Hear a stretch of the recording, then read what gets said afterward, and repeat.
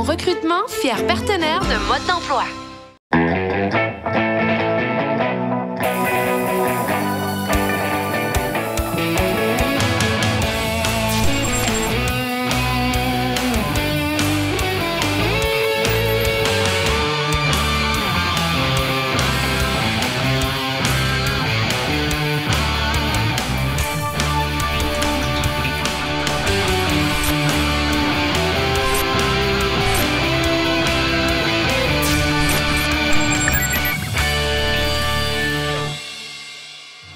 Échangeons sur nos règles de l'emploi. Nous avons une super belle collaboration au niveau de notre contenu avec les gens de Groupe Perspective. Et aujourd'hui, j'ai la chance de recevoir le président Marcel Bérubé. Bonjour. Bonjour. Et vous et moi, ensemble, on pourrait faire facilement 1 heure. Et plus. Mais là, on va faire 5 minutes. On va faire un bon 5 minutes constructif. On va d'abord expliquer aux gens et placer le Groupe Perspective. Vous êtes qui? Nous, on est une firme de placement temporaire et permanent. Et en même temps, on fait du recrutement de cadres professionnels et professionnels. Donc, c'est une entreprise qui existe depuis 1977, donc 38 ans. Wow. On s'en va sur nos 40 ans. Donc, on a vécu tous les cycles du CV papier à l'informatique qui est rentrée, les réseaux sociaux. Tu sais, on a tout vécu. Et tout le monde nous prédisait qu'on allait disparaître. Pour quelle raison? Et même des prédicateurs, des gens qui disent que les firmes de recrutement vont disparaître parce que le LinkedIn et compagnie, les réseaux sociaux sont en train de prendre le marché. Et pour moi, c'est un outil parmi tant d'autres. Donc... Mais justement, il y a plusieurs mythes, des croyances. On entend justement parler souvent... pas que ça, qu'ils disent que c'est pas important ou que c'est pas nécessaire, mais oui, il y a des mythes qui existent il y a des mythes au sujet des compagnies comme les vôtres. Auprès des employeurs, mais les mythes sont encore plus forts auprès des candidats, mais on va commencer par les employeurs. Okay.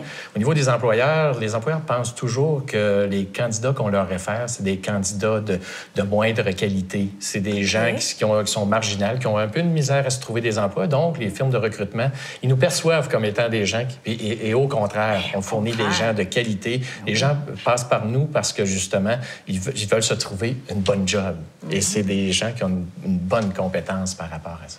Mais, mis à part ceux qui, justement, vont appliquer, vont donner leurs informations privées, leur curriculum vitae, etc., pour trouver le bon job, qu'est-ce que les autres en pensent ou disent, ceux qui y croient pas, finalement?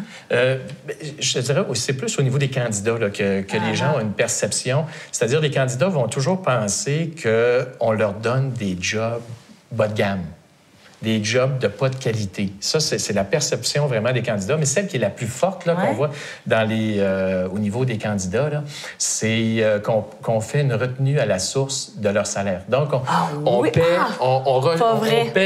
prend une portion de leur salaire pour se payer, et ça, c'est quasi à vie, là. Autrement dit, tant qu'ils sont chez nous, on leur collecte un pourcentage, ce qui est totalement faux. Un candidat n'a pas à payer lorsqu'il va dans une firme de recrutement. Ça, c'est très clair. Il n'a pas à débourser. À moins qu'il ait besoin d'un service très spécifique, un candidat n'a pas à payer. C'est l'employeur, lorsqu'il le recrute, nous paie des honoraires. Mais un candidat reçoit sa paie. C'est important de bien le préciser. Ah oui. Mais justement, parlons-en de la relation que vous entretenez avec les employeurs, d'abord. Nous, c'est une relation qui est vraiment de partenariat. C'est des partenaires d'affaires. C'est nous, on essaie d'avoir une transparence. Ça, c'est le plus important, d'avoir une transparence avec nos gens, de leur donner leur juste. Moi, je dis toujours aux conseillers, assurez-vous de donner leur juste. Ne comptez pas de mensonges. Si vous n'avez pas de candidat de qualité, dites-leur. Dites-leur par rapport à ça. Puis au niveau des candidats, je te dirais que c'est notre inventaire, hein? C'est notre pool. C'est quelque chose qui est important pour nous, puis on les aide, on est des conseillers pour eux. Comment passer une bonne entrevue, comment rédiger un bon CV, comment se présenter. Je donne juste un exemple. J'ai déjà vu un cadre qui est à la recherche d'emploi qui s'est présenté dans mon bureau en jogging. Moi, j'ai dit, ça n'a pas de bon sens ce que tu fais là. C'est l'image que tu projettes, c'est le message que tu lances et est absurde, là. Ça veut dire que si je t'appelle sur ton cell et toi, tu dis, ben non, tu n'iras pas te changer, tu n'iras pas mettre un habit ou t'habiller convenablement. Ça veut dire que et normalement, les gens qui se présentent, c'est toujours dans leurs plus beaux vêtements.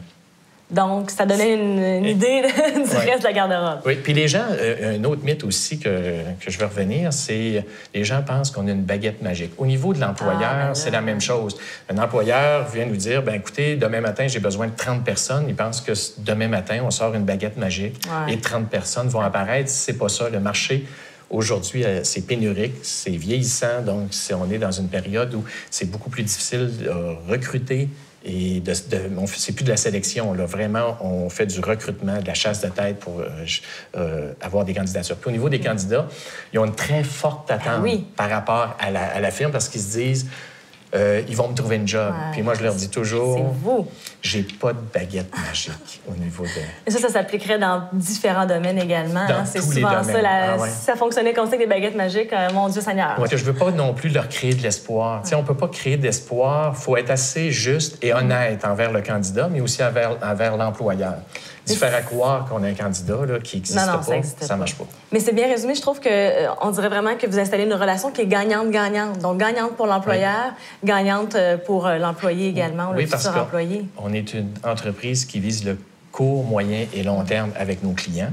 Donc, si on leur dit toujours des mensonges, puis qu'on leur envoie des candidats qui n'ont pas d'allure, qui n'ont pas le profil au poste recherché, à un moment donné, ils vont dire qu'ils ne comprennent pas mon besoin. Je vous souhaite un bel anniversaire des 40 ans qui s'en viennent tranquillement, puis je vous souhaite encore plein de belles années. Un gros party. Parfait. Merci.